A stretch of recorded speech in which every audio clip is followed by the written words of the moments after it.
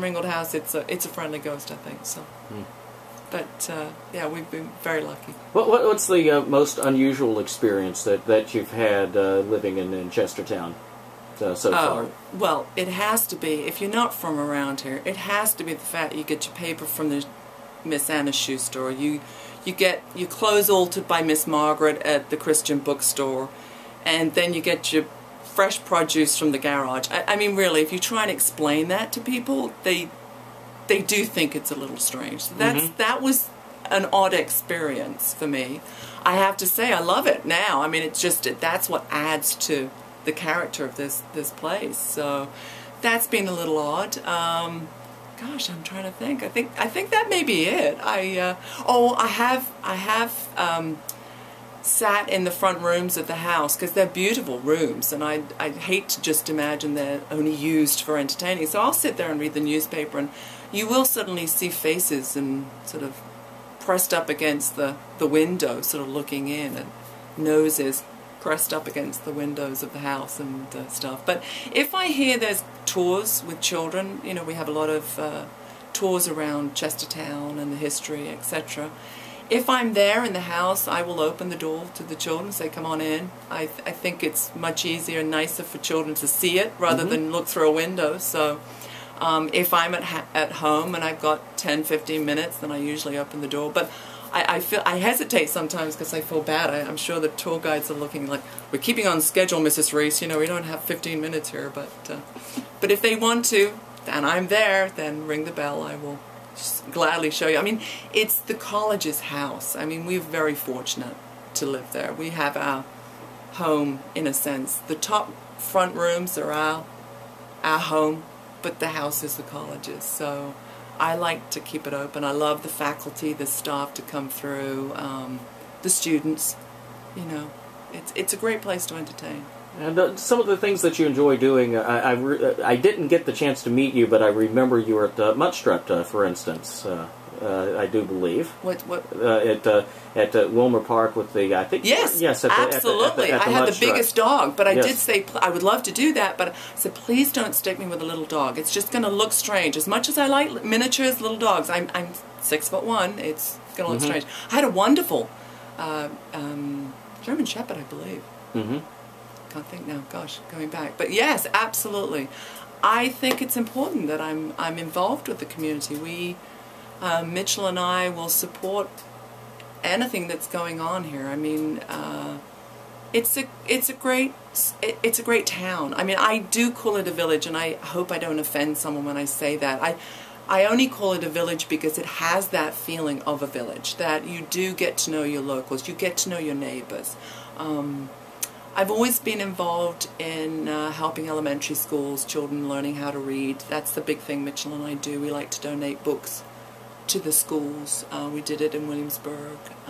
I think it's very frightening to go through life and not know how to read, if you can imagine that. And so that's a big push.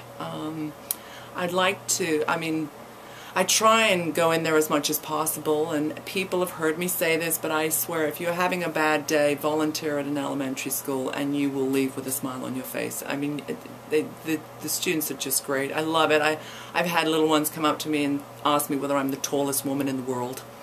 You know, questions like that, it just makes you laugh and smile. So yeah, the local school, and there's the Horizons Dancing with the Stars tomorrow, which unfortunately won't be able to attend, but last year I did that to raise money for Horizons at the Radcliffe School, which was great fun.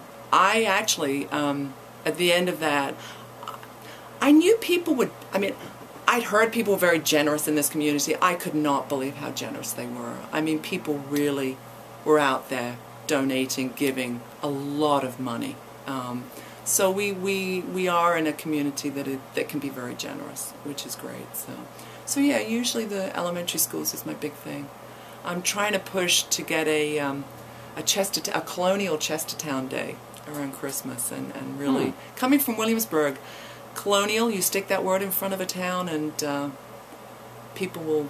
Kind of an extension of a Tea Party, I guess. Kind of, yeah, absolutely. I mean, we have a house tour in December where I have opened the Hinson Ringgold House for the tour, And it's usually in December, and I just wondered if we could combine it with making it a day, a colonial. We have colonial houses, we have beautiful houses.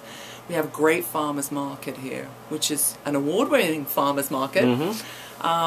So I think if people start and they come in to the farmers market, have carolers, we have great singing groups, church groups, choirs, etc., school groups, and stay for lunch, have lunch in the restaurants here. We've got, you know, great restaurants, and then do the tours. So I'm working on that at the moment. We'll see whether or not I can push that through. But a colonial, I like the idea. So you have a vote here. So well, you have a positive vote here. So I like the idea. Thank you.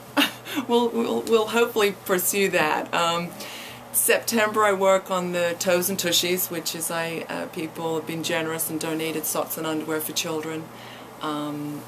They did an article about it. The reason I started it was because of I realize when people donate clothes to thrift stores, they're very generous with the donations of clothes and shoes and household goods, etc. But obviously you cannot donate underwear and socks.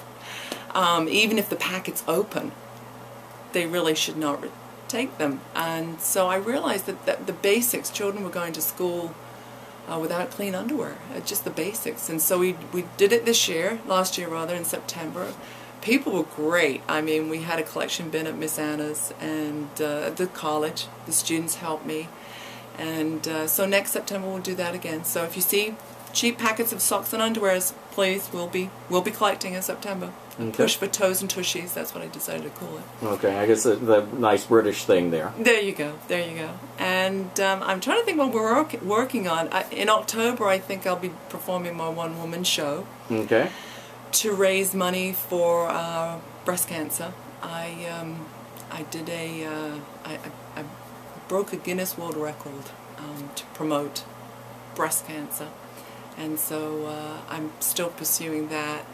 So I'll do the one-woman show hopefully in October at the college, and we'll see how much we can raise in October. I think we'll have a little sample of that, right? Well, yes, if you want. As a matter of fact, what we'll do is we'll take a break, and we'll come back, and so we'll get to hear a little bit of the one-woman show, and I guess talk a little bit about your entertainment career, because I kind of find this fascinating. But it's Elisabeth Reiss joining us, First Lady of Washington College. We'll be back with more Talk of the Towns here on the Town, AM 1530, FM 102.3, WCTR.